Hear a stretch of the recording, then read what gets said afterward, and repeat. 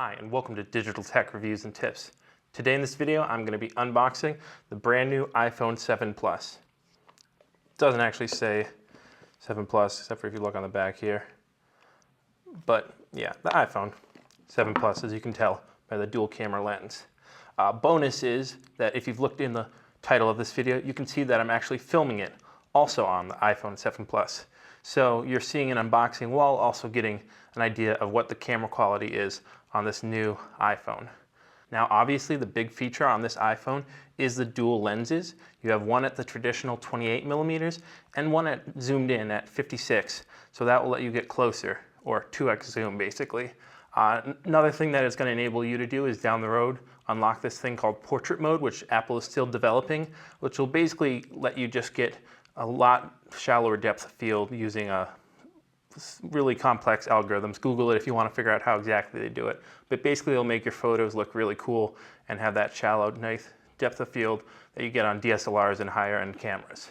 Additional features on this new phone are a faster processor, new better screen. They kind of got rid of the home button and definitely got rid of the auxiliary jack.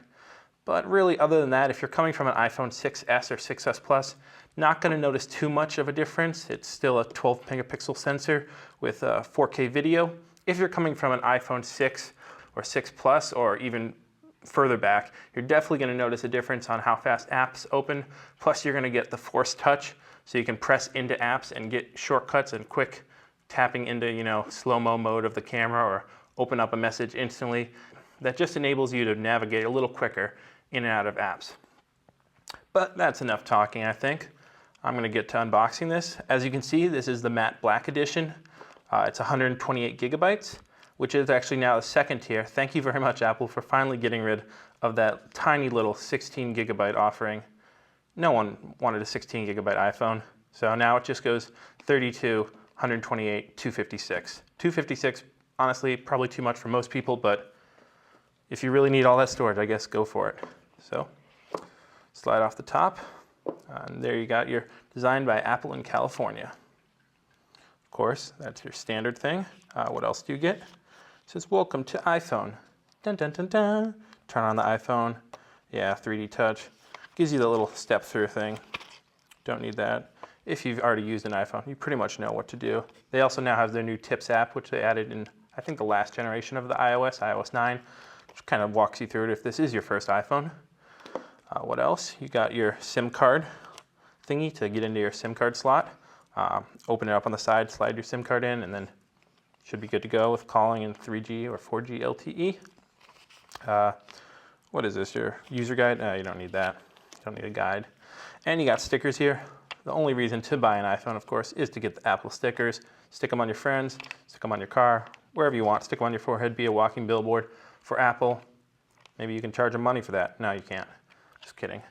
All right, let's get into the iPhone itself in just a second. Haha, fooled you. Actually, I just forgot that there was other stuff.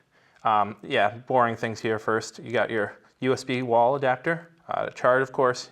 You might have 1,000 of these, but there's one from Apple. You now have your new Lightning earbuds. Of course, they did get rid of that auxiliary jack, so you're not going to plug in your old earbuds. So here they have the new Lightning earbuds, and they also include an adapter on the back that's Lightning to aux cable. So if you do have some really nice auxiliary headphones with the regular plug-in, you can still use them. You might hate Apple for getting rid of the aux port, but that probably is the way of the future. And they're just trying to rush us into it and make it seem courageous of them. And last but not least here is your Lightning cable. Important mainly for charging, but if you still sync your computer with your iPhone, then you're going to need this. And yeah, the Apple cables really they're nicely made. They have that good feel to them, which lasts about 6 months to a year, and then they just fall apart and you have to get new ones online.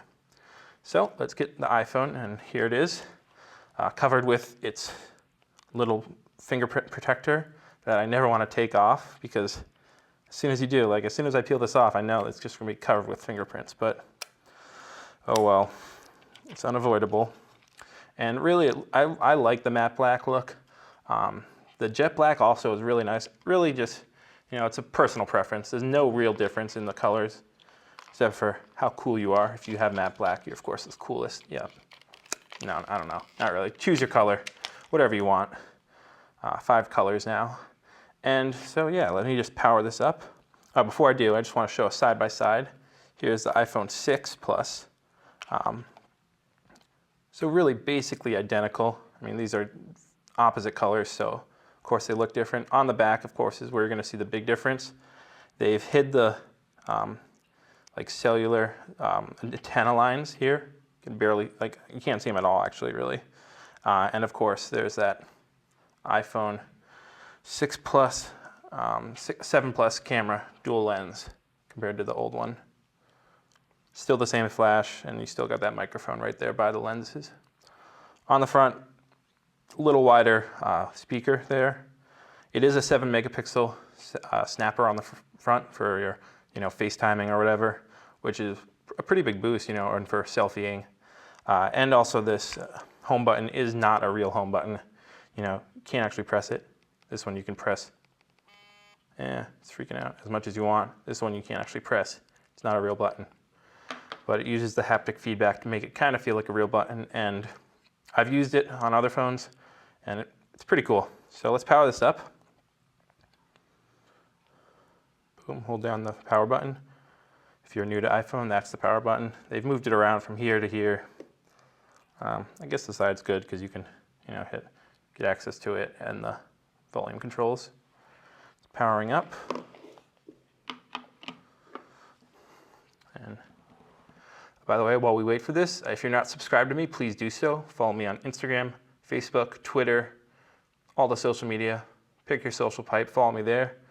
And my phone is already set up because my carrier is a tiny carrier that I won't mention, US Cellular, and they won't send me the phone before activating it. So they had to activate it and then send it out to me. So it's already set up. I'm gonna, of course, probably hook it up to my computer and restore it from my old phone. So it's set up using that, allow it, yeah. But as you can see, it's very fast, very speedy. We'll do a side-by-side of the 6 Plus. And